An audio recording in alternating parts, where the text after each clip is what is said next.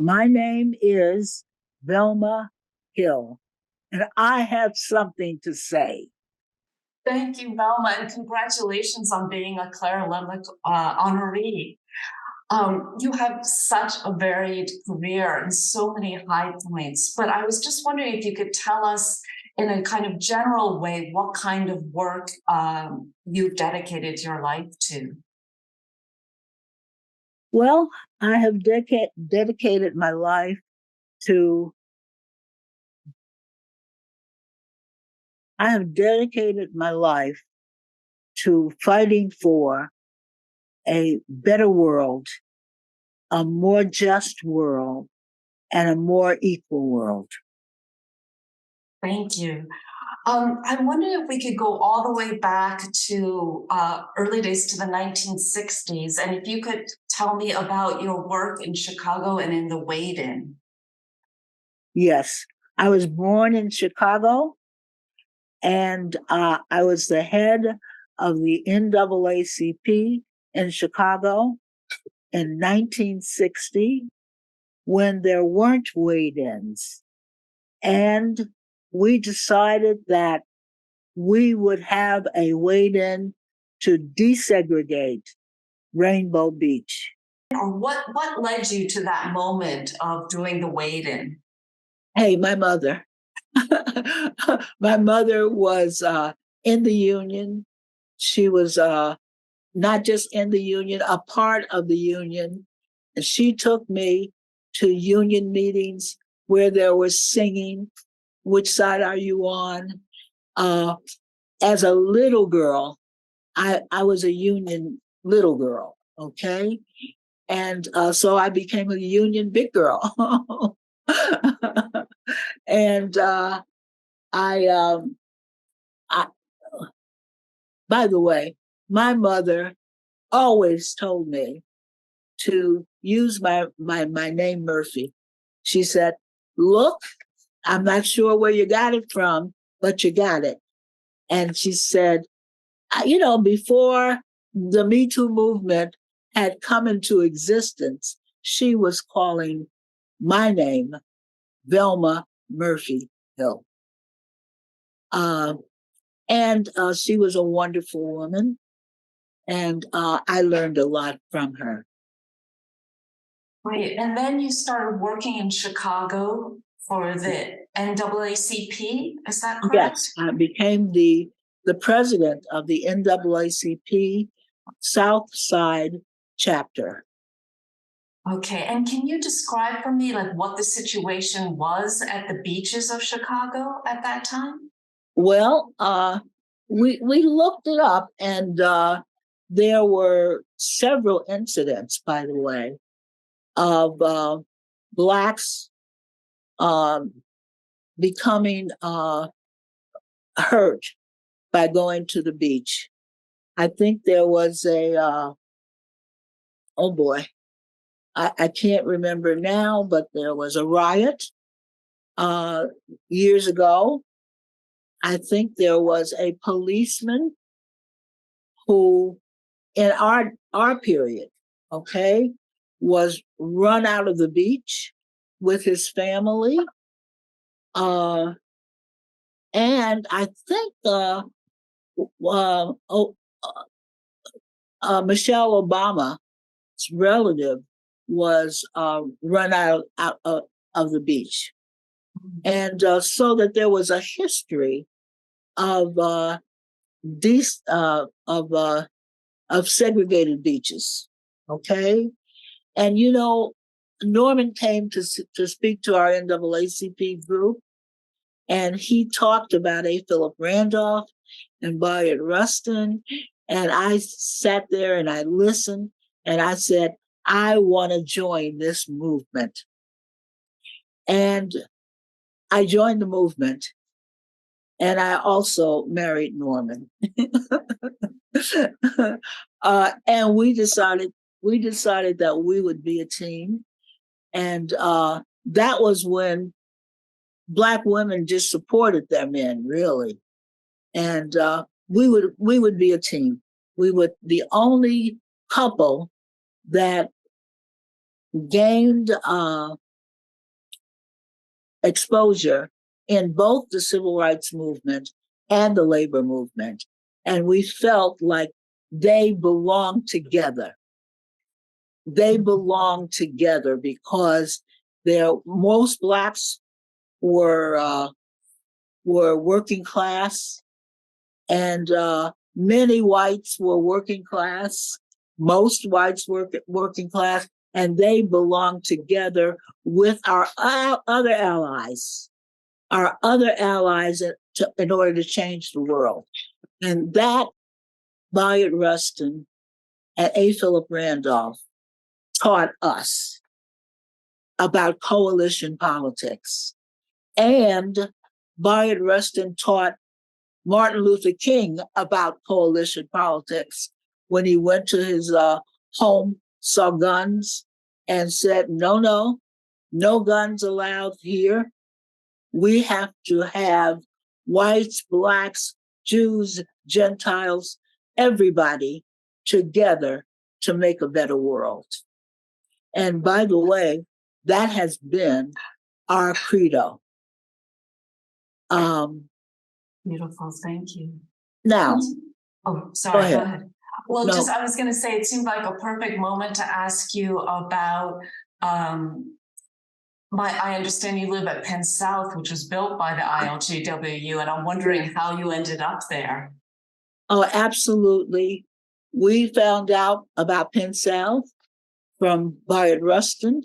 And by the way, later, in his later years, A. Philip Randolph moved in because he was, he was robbed in Harlem, and we decided to bring him here so that he could live safely in his later years.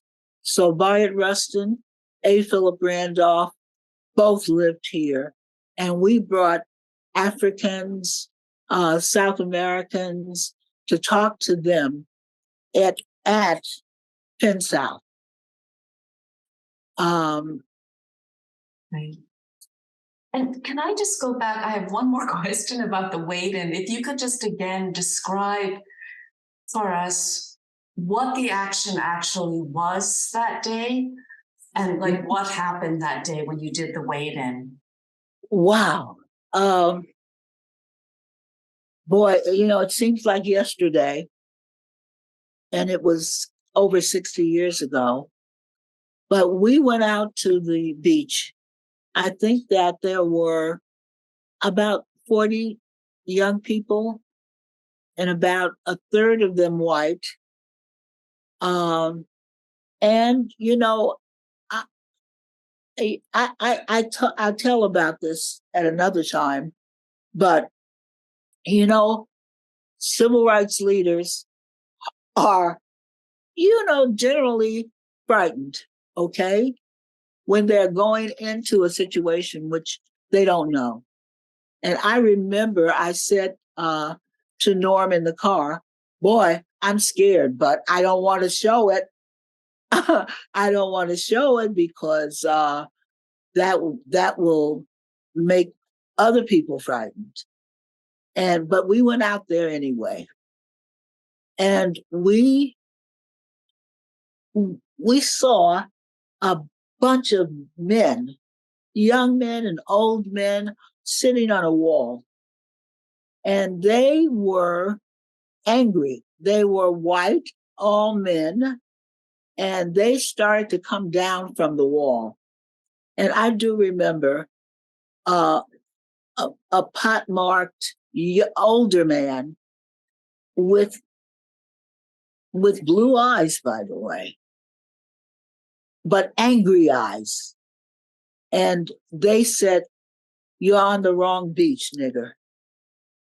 And we kept going. We kept marching.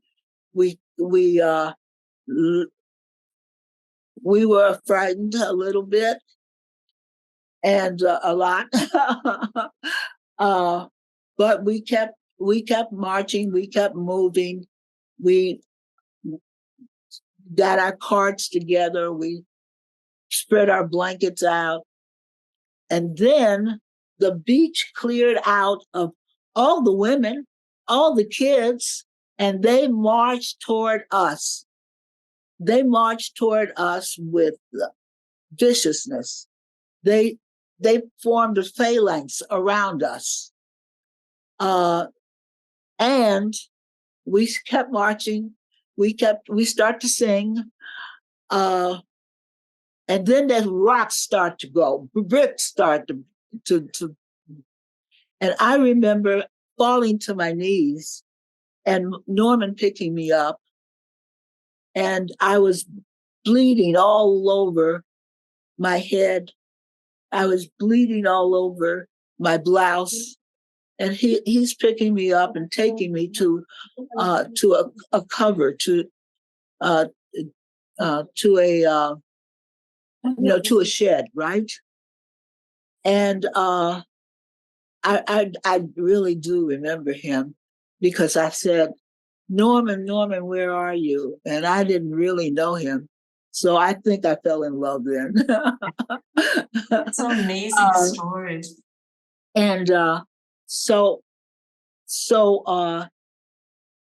I think someone else got hit on the shoulder, and I think they were in the Defender paper. Um, both us were really hurt. The police came finally and said, is someone hurt? And they said yes, because there was blood all over the floor. Um, so the police knew that somebody was hurt. But they took us to the hospital, and you know what? I remember coming out of the room, and the hospital walking in the waiting room, and all of them were there, and all of them said, "We're gonna go back. We're gonna go back until that beach is desegregated." And do you know, the next week, thousands of people came out to share with us the integration of that beach. And that was a miracle, by the way. That all of a sudden, I don't know how, but all kinds of organizations, all kinds of unions, all kinds of people came out to support us. And we integrated the beach. I don't know what it is now, but we did integrate the beach. That's a phenomenal story, Velma. So brave of all of you. We're so grateful. Could you tell me a little bit? You can overcome your fear. Yes. And you know what? I want to say something now. Yes. There was a song that was a poem that always stayed with me, and I'm going to recite it now. Okay. It said, "Freedom doesn't come like a bird on the wing. It doesn't come down like a summer's rain. Freedom, freedom is a hard-won thing. You got to work for it. You got to fight for it, day and night for it. And every generation's got to win it again, pass it on." And I've always remembered that. In 1968, I, I graduated from Harvard University and came into New York again to organize paraprofessionals in the New York City school system. Al Shanker helped me. I went into his office. Because I had known him from other demonstrations, Okay. in schools, and he was a very good friend of Bayard Rustin. And Bayard Rustin was my mentor and my husband's mentor.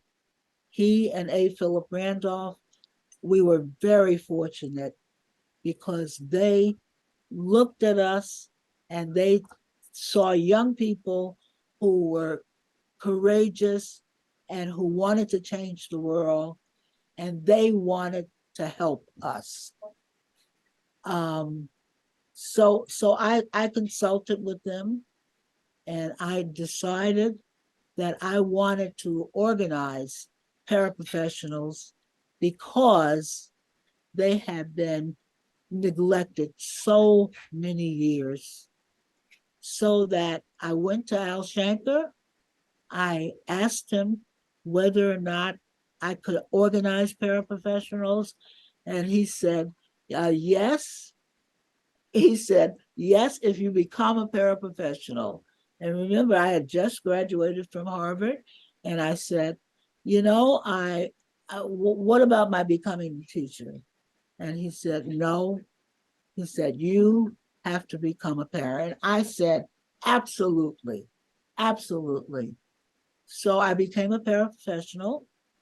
I organized paraprofessionals with his help and with Sandy Feldman's help, who soon would become the leader of the UFT.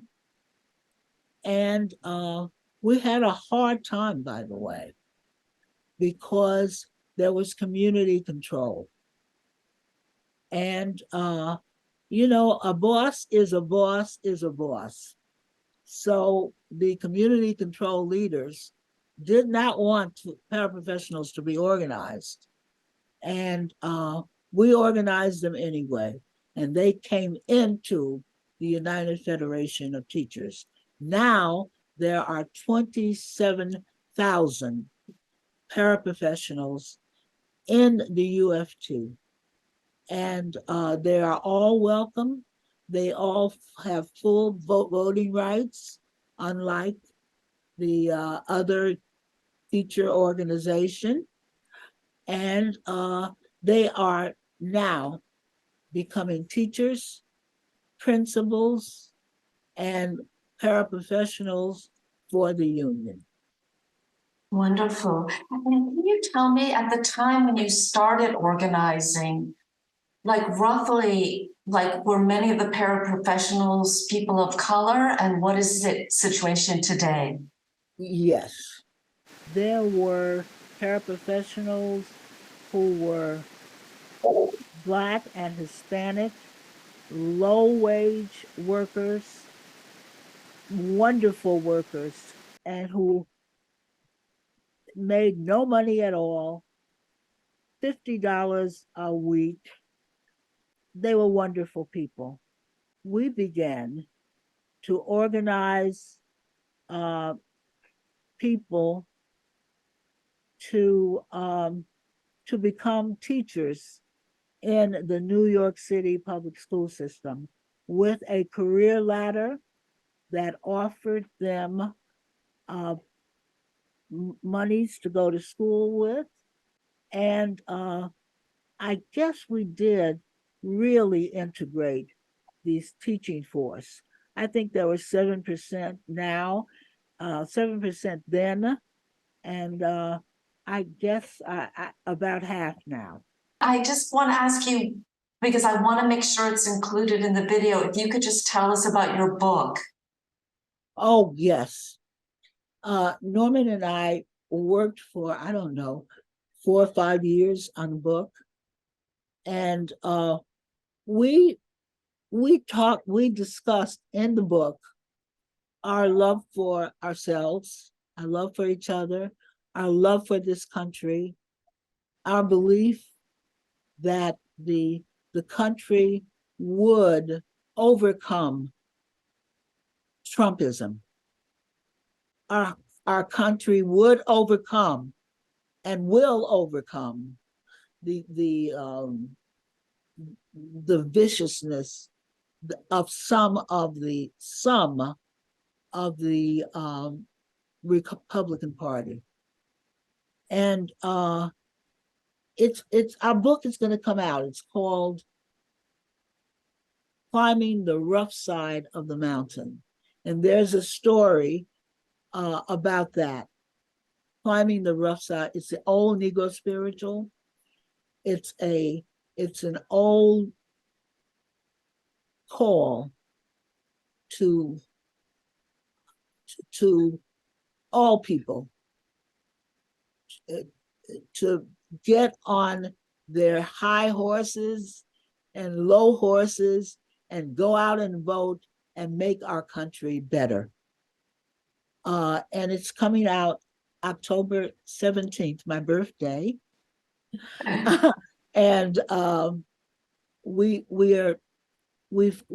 talked to labor union leaders, civil rights leaders, and Black politicians. And I think there are 15 of them that endorsed our book. We sent it to them, endorsed our book, and endorsed pre pre pre-sales or reviews? Yeah, book parties, pre-sales. I think we've got 3,000 or 4,000 pre-sales already. And I think that it's going to be an important book. I hope it'll be an important book that will be a guide to loving each other, to loving our country, and to loving the coalition that built our country. Beautifully said. I think I have everything I need. I just want to ask you if there's anything we missed that you feel like should be a part of this interview. Oh boy, a lot, by the way, and I think that once you read our book, you'll realize that we really did touch upon what is important in our nation, and including our defeat of David Duke in the South. Okay, our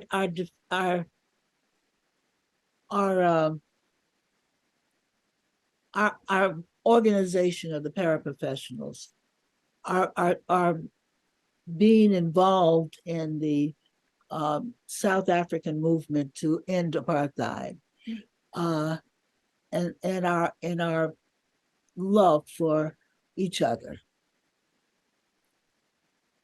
Beautiful, Velma.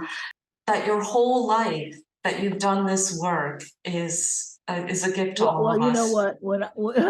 When I was hit in the head and lost a baby, yeah. I said, they said to me, "Oh, you know, when you get older, you're gonna have some problems, you know, with walking and stuff." And I said, "Oh, I'm never gonna get old." Well, I lied. Yeah, some things are not in our control. That's right.